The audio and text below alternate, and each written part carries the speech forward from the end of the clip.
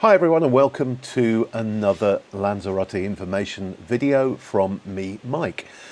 You're going to love this one. This is another one in my series of that I call Lanzarote stories, and it's an absolute cracker. I know you're going to enjoy it, so strap in. Did you know that the electricity in Lanzarote was supplied by a former British Navy warship? And I'm not talking 100 years ago, I'm talking about well in my lifetime, in fact up until the 80s.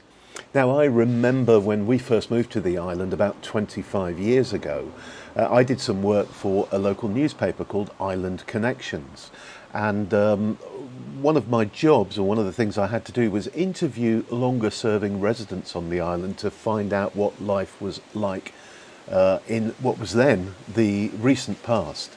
And is now the very distant past. And I remember a couple of them telling me a story about coming back to Lanzarote from a trip to the UK and looking out of the aircraft windows at the power ship, as they called it, to see what colour the smoke was. And apparently if the smoke was white, it was going to be okay.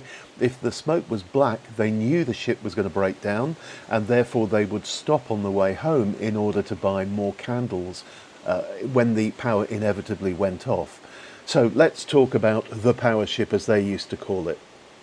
But first we need to talk about the history of the electricity supply in Lanzarote. And the island didn't have electricity until the late 1940s, when a company was set up to provide a little bit of power to the island.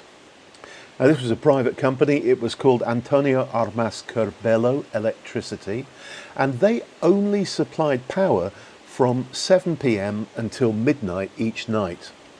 And what they would do at 11:45 is dim all the lights slightly, so that everyone knew they had 15 minutes to get themselves into bed or to get the candles lit if they were going to be staying up any later.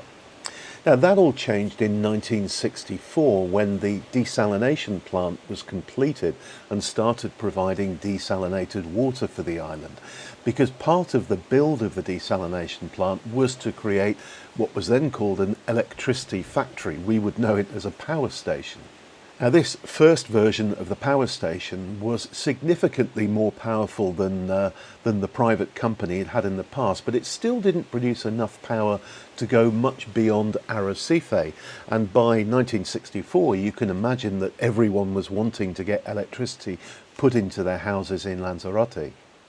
Enter El Barco de Luz, the ship of light. Now let's tell her story from the beginning. The ship was built in the United States, in Massachusetts, and she was launched as the USS Oswald. But she was almost immediately sent to the UK as part of the Lend-Lease agreement, where the United States were supporting Britain and the Allies in their fight against the Nazis. The Royal Navy took her on and made her a frigate with the name HMS Affleck. Now Affleck served with distinction through the war. She sunk a number of U-boats. She was also involved in the Normandy landings in 1944. And soon after that she was hit in the stern by a torpedo and almost sunk. The skipper and the crew managed to beach her to save the ship from being sunk, but she was terminally damaged and never served again in the Second World War. Now in 1949 she was bought by a company based in Antwerp that specialised in turning old warships and their steam turbines into electricity generating vessels. And they sold her to the Spanish government, who renamed her Nuestra Señora de Luz. She was used in various parts all around the peninsula of Spain, obviously in coastal areas, to provide electricity when needed. And then in 1962, once the mainland of Spain had a pretty solid electricity supply, she was sent to Santa Cruz de Tenerife, where she served faithfully as an electricity ship for 11 years.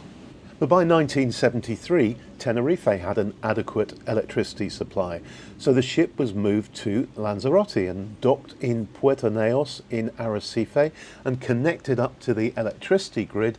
She faithfully served the people of Lanzarote right up until 1981.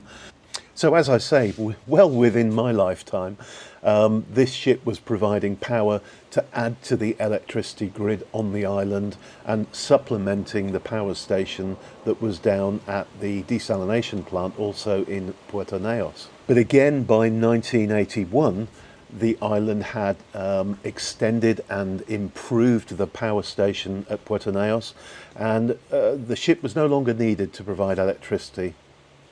So without any fanfare at all, she was towed to Cadiz, where she remains today in the Spanish naval dockyard there. She served 3 navies over nearly 40 years and supplied electricity to countless hundreds of thousands of people. As far as I'm concerned, Nuestra Señora de Luz is a legend. And there's your Lanzarote story for this week. I hope you enjoyed that as much as I enjoyed telling it. We'll be back on Thursday with another video taken somewhere on the island, and on Saturday, as always, with our weekly news. Thank you so much for watching. If you like this video, please give us a like. If you've got a question or a comment, leave it below. Thanks a lot, and bye for now.